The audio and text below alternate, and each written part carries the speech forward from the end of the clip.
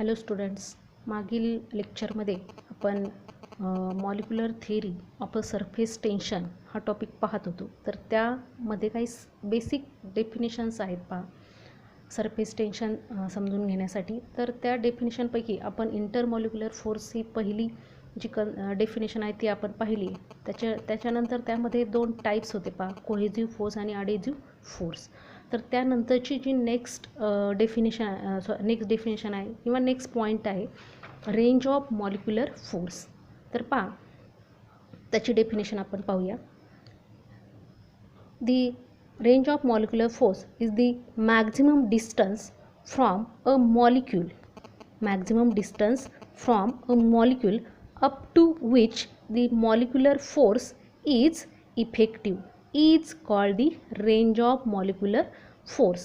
म्हणजे काय सांगितले पहा या ठिकाणी, रेंज ऑफ मॉलिक्युलर फोर्स म्हणजे काय सांगितलं या ठिकाणी की आपण या ठिकाणी जो काय मॉलिक्यूल, सपोज पहा या ठिकाणी हा एक मॉलिक्यूल आहे, तर हा मॉलिक्यूल एका मर्यादित रेंजपर्यंत त्याच काय असेल, इफेक्टिव्ह असेल. म्हणजे त्याची जी फोर्स ऑफ अट्रॅक्शन असेल ते कसं असेल, मर्यादित असेल. समजा पहा या ठिकाणी त्याची जी रेंज आहे ती दिलेली आहे बघा 10⁻⁹ मीटर. तर पहा हा मॉलिक्यूल आणि हा या ठिकाणी, तर या दोन्हींमधलं जे डिस्टन्स असेल, दोन्हींमधलं जे अंतर असेल ते किती आहे 10⁻⁹. तर यामध्ये हा जो मॉलिक्यूल आहे हा याची जी रेंज आहे, तर याची रेंज ह्या मॉलिक्यूलला तो काय करू शकतो, अट्रॅक्ट करू शकतो. ह्या मॉलिक्यूलला तो काय करू शकतो, अट्रॅक्ट करू शकतो. ह्या मॉलिक्यूलला देखील तो अट्रॅक्ट करू शकतो, परंतु या बाहेर तो काय करू शकत नाही, त्याला अट्रॅक्ट करू शकत नाही. म्हणजे त्याची जी रेंज आहे ती काय आहे, मर्यादित आहे. आणि ती किती दिलेली आहे या ठिकाणी 10⁻⁹. म्हणजे ही जी रेंज असणार ही किती असणार आहे 10⁻⁹. आणि तोपर्यंतच तो कसा आहे, इफेक्टिव्ह आहे. म्हणजे that means the maximum distance from a molecule up to which the molecular force is effective. म्हणजे एका मॅक्झिमम डिस्टन्सपर्यंतच काय असते त्याची रेंज, म्हणजे त्या ठिकाणी त्याला अट्रॅक्ट करण्याची किंवा तो जो इफेक्टिव्ह असतो तो एका मॅक्झिमम डिस्टन्सपर्यंतच असतो. त्यानंतर पहा सेकंड डेफिनेशन आहे या ठिकाणी स्पेअर ऑफ इन्फ्लुएन्स. अतिशय सोपी डेफिनेशन आहे पहा ही देखील याच्यावरतीच डिपेंड आहे. And an imaginary sphere with a molecule at its center and radius equal to the molecular range is called the sphere of influence.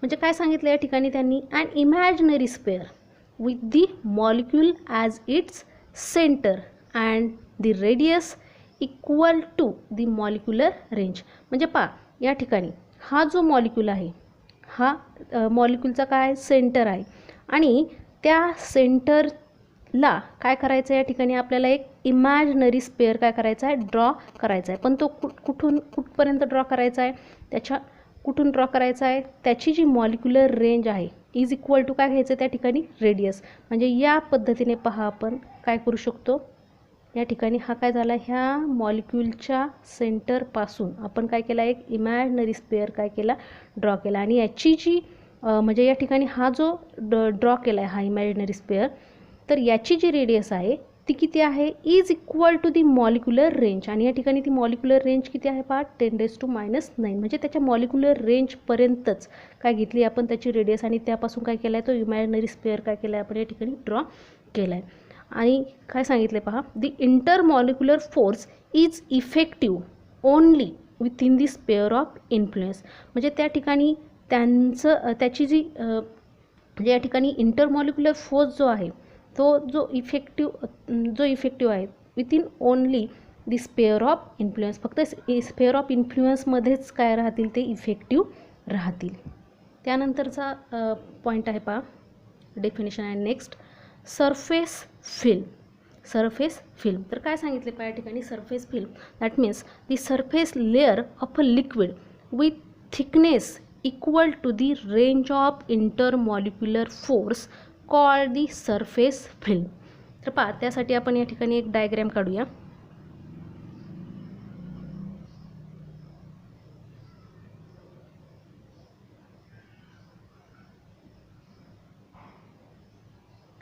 तर पहा या ठिकाणी सरफेस फिल्म म्हणजे काय सांगितले पहा या ठिकाणी, तर या ठिकाणी या कंटेनरमध्ये काय केलेलं आहे, लिक्विड फिल्ड केलेलं आहे.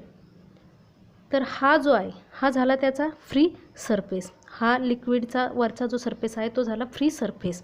तर या ठिकाणी याला नाव देऊया एक्स आणि याला नाव देऊया वाय. तर या ठिकाणी काय केलं आहे आपण की एक लेअर, म्हणजे या ठिकाणी काय सांगितले, the surface layer of a liquid with the thickness is equal to the range of intermolecular force. म्हणजे या ठिकाणी पहा, या लाईनला एक पॅरलल लाईन आपण काढतोय की जी त्याची काय आहे, मॉलिक्युलर रेंज आहे. पहा, याला म्हणूया एक्स डॅश आणि याला म्हणूया वाय डॅश. तर या ठिकाणी हे जे तयार झाले x Y and x dash Y dash, this is the surface film. हे काय आहे, हे जे डिस्टन्स आहे मॉलिक्युलर रेंज एवढं आहे.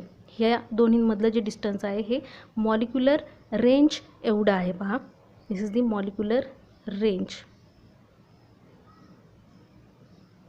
आणि यालाच काय म्हटलेलं आहे, या ठिकाणी सरफेस फिल्म असं म्हटलेलं आहे. तर पहा, याला आपण असं पण म्हणू शकतो, this the part of liquid between line xy and x dash y dash is called the surface film. त्यानंतर पहा डेफिनेशन, नेक्स्ट डेफिनेशन आहे फ्री सरफेस ऑफ लिक्विड. तर त्यासाठी सुद्धा आपण हीच डायग्रॅम कन्सिडर करणार आहोत. पहा, इट इज दिस, या ठिकाणी ह्या लिक्विडचा जो तुम्हाला एरिया दिसतोय वरचा, तर तो जो आहे तो काय आहे, फ्री सरफेस ऑफ लिक्विड आहे. पहा, हा काय आहे, फ्री सरफेस ऑफ लिक्विड. तर या ठिकाणी त्याची डेफिनेशन काय सांगितली पहा, it is the surface of fluid which does not experience any share stress. म्हणजे काय सांगितलं आहे, it is the surface of fluid which does not experience any share stress. Share stress म्हणजे शेअर स्ट्रेस कशामध्ये असतो, फक्त सॉलिडमध्ये असतो, तो लिक्विडमध्ये पॉसिबल नाही आहे. म्हणजे ज्यामध्ये शेअर स्ट्रेस नसतो त्या ठिकाणी त्याला आपण काय म्हणतो, एअर. म्हणजे या ठिकाणी हा जो पार्ट आलेला आहे याचा, तो कशामध्ये आलेला आहे, एअरमध्ये आलेला आहे. आणि म्हणून या ठिकाणी एअर आणि लिक्विडच्या बिटवीन हा वरचा जो पार्ट आहे हा एअरमध्ये आलेला आहे. आणि या ठिकाणी याला आपण काय म्हणणार, फ्री सरफेस असं म्हणणार. त्यानंतर पहा, पुढचा जो पॉईंट आहे तो आपण घेतोय, सरफेस टेन्शन.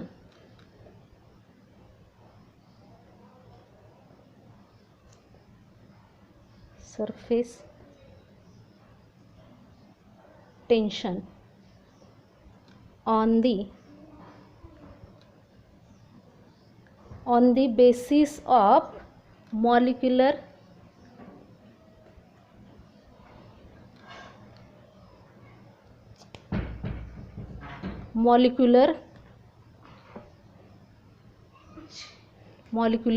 theory. तर पहा, त्यासाठी देखील आपण एक डायग्रॅम काढतो. या ठिकाणी कंटेनर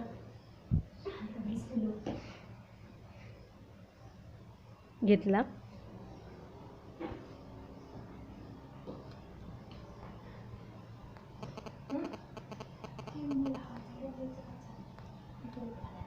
तर या ठिकाणी ही सरफेस फिल्म आहे. पहा, त्यानंतर हा आहे फ्री सरफेस.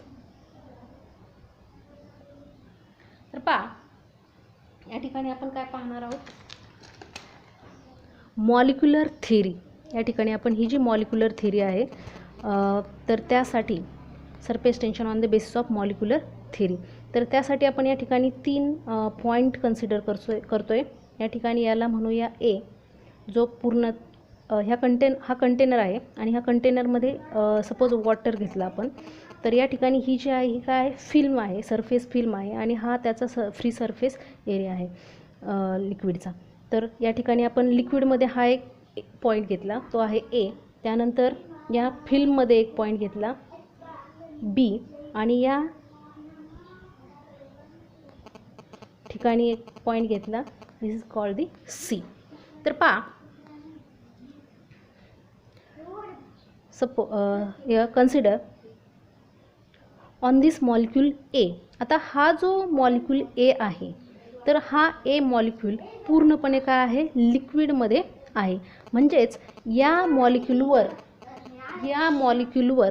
ॲक्ट होणारा जो फोर्स आहे, पहा, या मॉलिक्यूलला काय केलं जातं आहे, याचा जर आपण या ठिकाणी या मॉलिक्यूलचा काय काढला, स्पेअर ऑफ इन्फ्लुएन्स काय केला, ड्रॉ केला, तर या ठिकाणी या molecule this molecule attract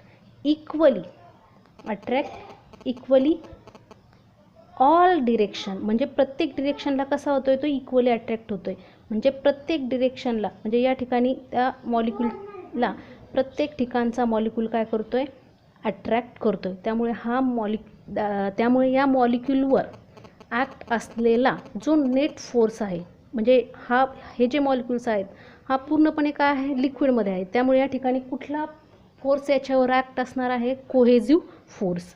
therefore net cohesive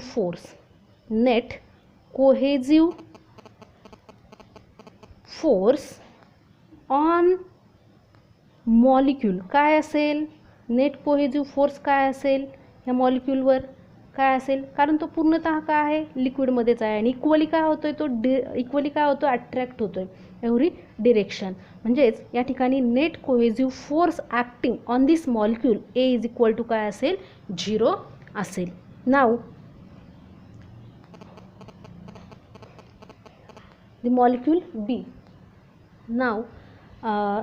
molecule B. आता मॉलिक्यूल बीचा जर आपण या ठिकाणी स्पेअर ऑफ इन्फ्लुएन्स काय केला, ड्रॉ केला, तर या ठिकाणी त्याचा जो काही पार्ट आहे, थोडासा जो पार्ट आहे, तर तो कशामध्ये गेला आहे, एअरमध्ये गेला आहे. कशामध्ये गेला आहे, एअरमध्ये गेला आहे. आणि जास्त जो पार्ट आहे, म्हणजे मेजर जो पार्ट आहे, तो कशामध्ये आहे, लिक्विडमध्ये आहे.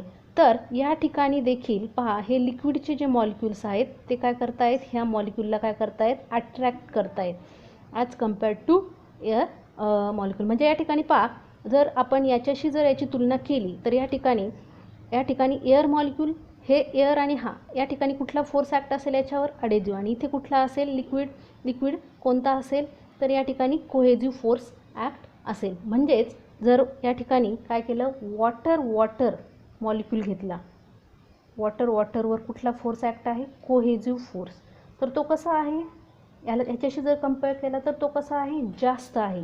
आणि वॉटर जर मॉलिक्यूल या ठिकाणी घेतला तर अतिशय थोडासा पार्ट आहे पहा ह्या बी मॉलिक्यूलचा एअरमध्ये, तर त्यावर कुठला फोर्स ॲक्ट आहे, अडेजिव्ह फोर्स काय आहे, ॲक्ट आहे. या ठिकाणी अडेजिव्ह फोर्स ॲक्ट आहे आणि तो कसा आहे, कमी आहे, याच्या तुलनेमध्ये कसा आहे, कमी आहे. त्यामुळे या ठिकाणी हा जो बी मॉलिक्यूल आहे हा कुठे खेचला जातोय, तर लिक्विडमध्ये.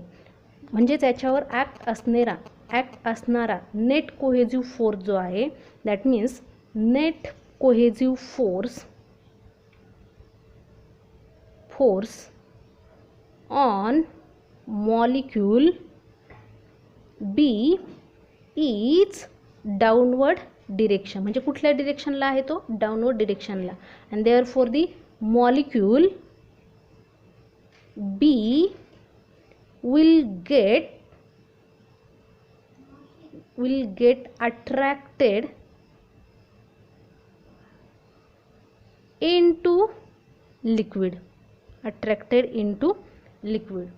Then on this C molecule.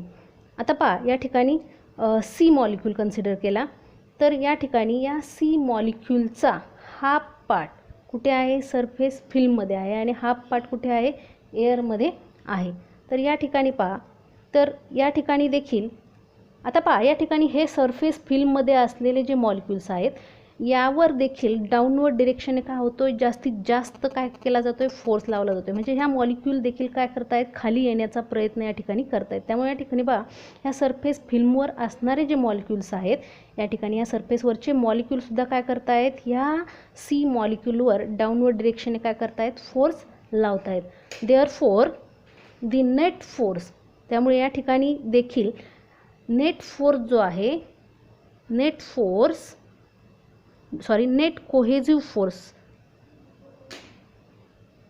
On molecule C is also downward. म्हणजे हा सुद्धा मॉलिक्यूल काय होतोय, डाऊनवर्ड डिरेक्शनला जाण्याचा काय करतोय, प्रयत्न करतो, किंवा डाऊनवर्ड डिरेक्शनलाच खेचला जातोय. Net cohesive force on this molecule C is also downward. Therefore, molecule C will get attracted into liquid. ठीक आहे. आता पहा या ठिकाणी पहा आपण थोडंसं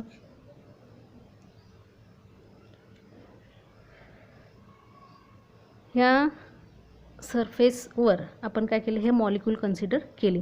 तर या ठिकाणी पहा हे जे मॉलिक्यूल्स आहेत या मॉलिक्यूलमध्ये आत्ताच मी सांगितलं की या ठिकाणी हा मॉलिक्यूल काय होत आहे, खाली जातो आहे. जास्त जो फोर्स आहे नेट कोहेसिव्ह फोर्स जो आहे यावर देखील नेट कोहेसिव्ह फोर्स काय आहे, डाऊनवर्ड आहे. यावर देखील काय आहे, डाऊनवर्ड आहे. म्हणजे या ठिकाणचे जे मॉलिक्यूल्स आहेत हे काय करत आहेत, खाली यांच्यावर जो लागणारा फोर्स आहे तो कसा आहे, खालच्या डिरेक्शनने काय आहे, मेजर आहे. त्यामुळे या ठिकाणचा सपोज या ठिकाणचा हा मॉलिक्यूल काय केला, खाली गेला. या ठिकाणचा पण मॉलिक्यूल काय झाला, खाली गेला. तर या ठिकाणी हा आणि हा मॉलिक्यूल काय करेल, जवळ येण्याचा प्रयत्न करेल. जवळ येण्याचा काय करेल, या ठिकाणी प्रयत्न करेल. त्यामुळे या ठिकाणी लागणार म्हणजे या ठिकाणी काय हवं यांना, it wants to remain in minimum surface area. म्हणजे याला काय, दॅट मीन्स सरफेस एरिया काय हवं याला मिनिमम करण्याची जी टेंडन्सी आहे याची. त्यामुळे या ठिकाणी या भागावर या ठिकाणी काय प्रोड्यूस होणार आहे, हा आणि हा मॉलिक्यूल जर जवळ आला तर या ठिकाणी काय प्रोड्यूस होणार आहे, टेन्शन या ठिकाणी प्रोड्यूस होणार आहे. आणि ते कोणतं टेन्शन असणार आहे, सरफेस टेन्शन असणार आहे. तर पहा अतिशय बेसिक पॉईंट आपण या ठिकाणी याच्यामध्ये पाहिलेले आहेत. त्यानंतरच्या लेक्चरमध्ये आपण पुढील पॉईंट्स पाहूया.